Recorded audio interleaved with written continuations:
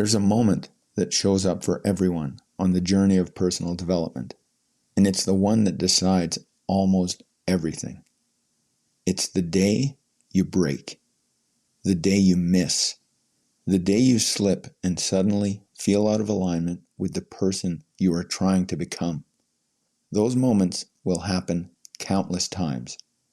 You need to be ready for them. That's where training comes in. Practice in small moments, and you'll be better prepared for the big ones. Hey there, it's me, Core, and you are listening to Exercising Self-Control from Fitness to Flourishing. You may think progress is proven by consistency, but consistency by itself is only evidence. The real proof is what you do after the mistake. That's when you see how far you've come. The people who change their lives aren't the ones who never fall off the path. They're the ones who recover the fastest. Because the reset is coming for all of us. There will always be a moment where reality forces you to face the truth. You're not perfect, you're not invincible, and you're not above doing the work. And that's exactly why so many people quit right there. The reset feels like failure.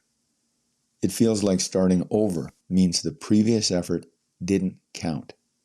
Like you're back to being the same person you were before. But resetting doesn't erase anything. Resetting reinforces who you are. It's the moment you prove you are here for the long game, not just for the easy days. And you're not starting from zero. You are starting from experience. Think about it like this. Someone who goes 5 days in a row, slips, then starts again the very next day, is way ahead of the person who goes 15 days, slips, and then disappears for a week because they can't handle the reset. A streak measures your past. Recovery speed measures who you are right now. When you recover quickly, you are saying something powerful without needing a speech. You are saying, I don't negotiate with reality. I don't need perfect conditions to act.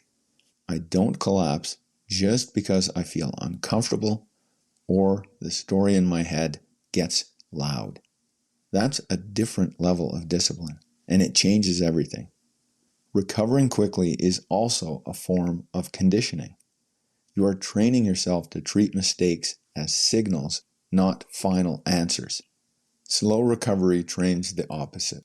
It teaches your brain that a stumble is dangerous, that failure is catastrophic, and that the safest option is avoidance.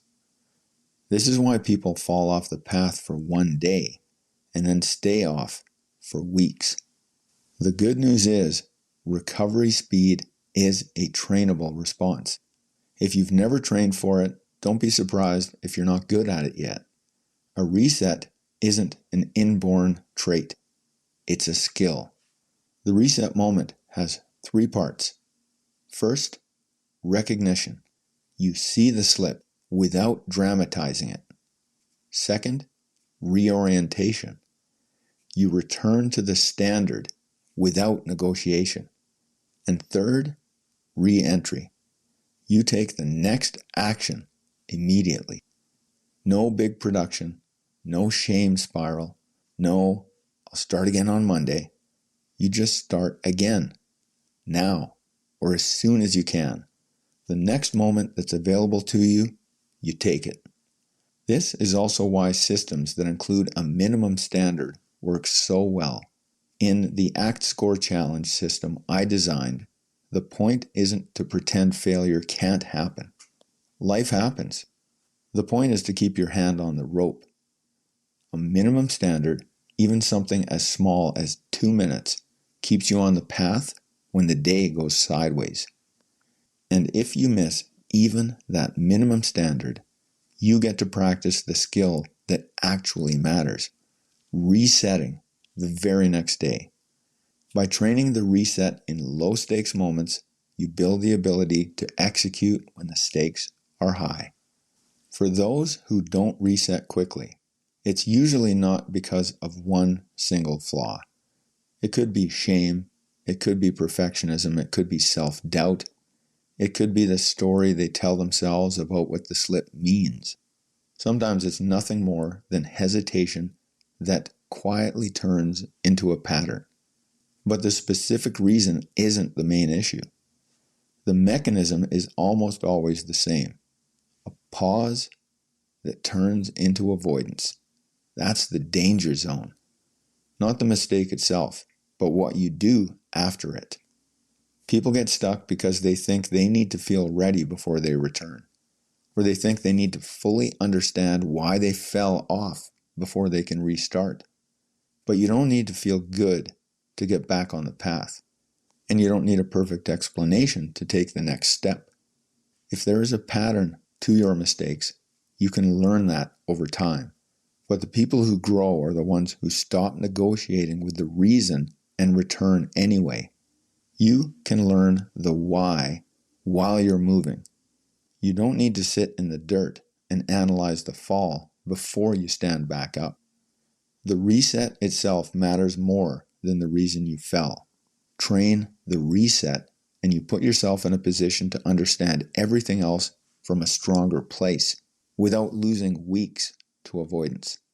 Every time you reset quickly, you reinforce a deep truth about yourself.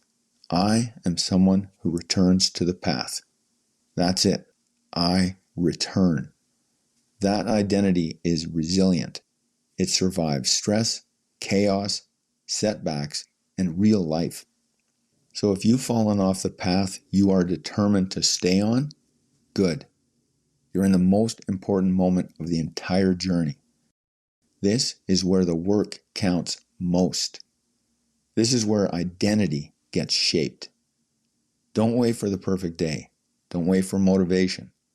Don't wait for guilt or shame to fade. Reset. Return to the path. It's still there, and so are you. If you're listening to this and you're ready to become the kind of person who follows through, I built a community for exactly that. Your aim is simple. Don't break your daily standard. And if you do break, to reset quickly. If you're ready to start your day one, join the Act Score Challenge. That's it for today. Catch you next time.